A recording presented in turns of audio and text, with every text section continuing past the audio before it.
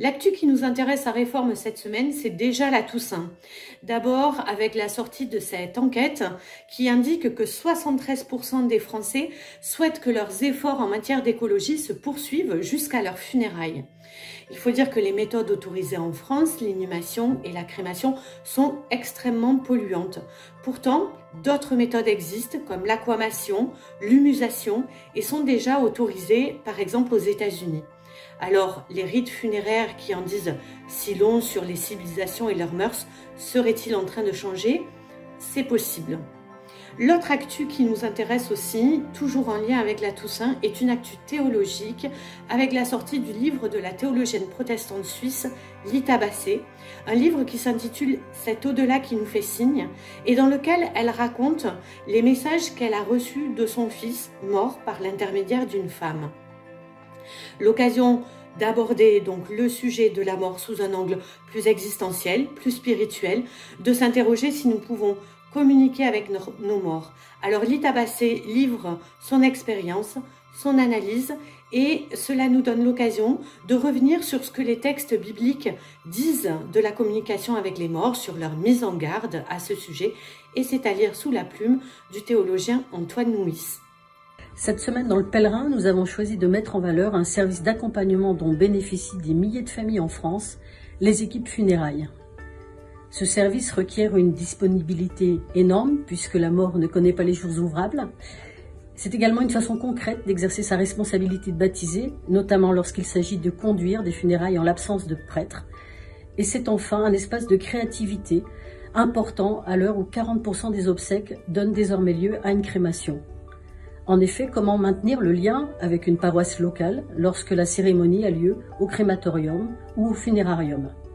Dans notre cahier central, nous avons choisi de mettre l'accent sur ces initiatives qui permettent de conserver ce lien, comme par exemple l'installation d'un reposoir funéraire pour accueillir les urnes dans la paroisse elle-même. Oui, la mort n'est plus ce qu'elle était, et parce qu'elle était évolue, nous sommes en effet conviés à inventer de nouvelles manières ou à concevoir de nouveaux lieux où partager l'espérance chrétienne. Nous espérons que ce numéro vous y aidera. Bonjour, on parle bien souvent du paradis sans trop savoir de quoi il s'agit. Alors à l'occasion de la fête de la Toussaint, puis du jour des défunts, Famille Chrétienne a voulu en savoir plus sur ce lieu qui nous est promis.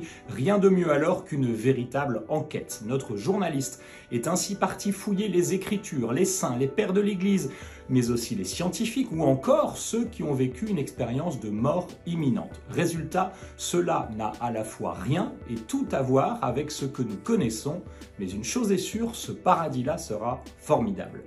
Et puis Jean-Luc Mons nous offre cette semaine son témoignage très fort. Ce Belge qui collabora longtemps avec le pape François à Rome pour le renouveau charismatique s'est soudainement retrouvé à devoir assister sa fille victime d'un AVC et puis affronter une forme sévère du Covid. Alors au cœur de la tempête, Jean-Luc Mons témoigne avoir vécu une expérience mystique, source de croissance spirituelle.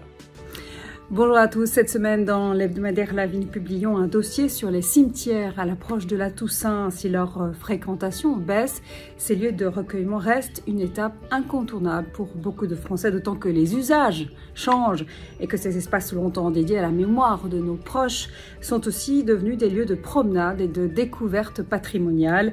De nouveaux usages que nous vous présentons cette semaine, à lire également dans nos pages le récit du voyage d'Emmanuel Macron à Rome. La Vie faisait partie de la petite poignée de journalistes qui ont accompagné le président de la République dans son voyage. Emmanuel Macron a profité de sa participation à une rencontre interreligieuse organisée par Santé Gidio pour délivrer un message aux représentants des religions, dont le pape. Cet article et notre dossier sont à retrouver en kiosque sur notre site internet et notre application mobile. Bonne semaine à tous. Bonjour, à la une de France Catholique cette semaine, le retour du culte des reliques. La tournée des reliques de Sainte Thérèse de Lisieux et du cœur du curé d'Ars font un tabac partout dans le monde. Pourquoi le retour de cette dévotion populaire? Reportage à la basilique de Saint-Maximin dans le Var où se trouve le chef de Sainte-Marie-Madeleine. Pour en savoir plus, une relique qui accueille quand même chaque année plus de 150 000 personnes. Entretien avec Monseigneur Jacques Habert, l'évêque de Bayeux et de Lisieux, sur le sens que l'Église donne à la vénération des reliques de saints Toussaint. Et puis, témoignage très émouvant d'un prêtre, le Père Gordien, qui traverse l'épreuve de la maladie et qui trouve sa force dans la relique du bienheureux Carlo Acutis qu'il a toujours à ses côtés. Enfin, à l'approche de la Toussaint, France Catholique vous propose aussi de découvrir les tombes de dévotion qui sont très présentes dans l'ouest de la France, en Bretagne, en Mayenne notamment. Ce sont des tombes, un culte tout au moins rendu à des défunts qui sont finalement sanctifiés par la piété populaire. Bonne lecture et bonne semaine.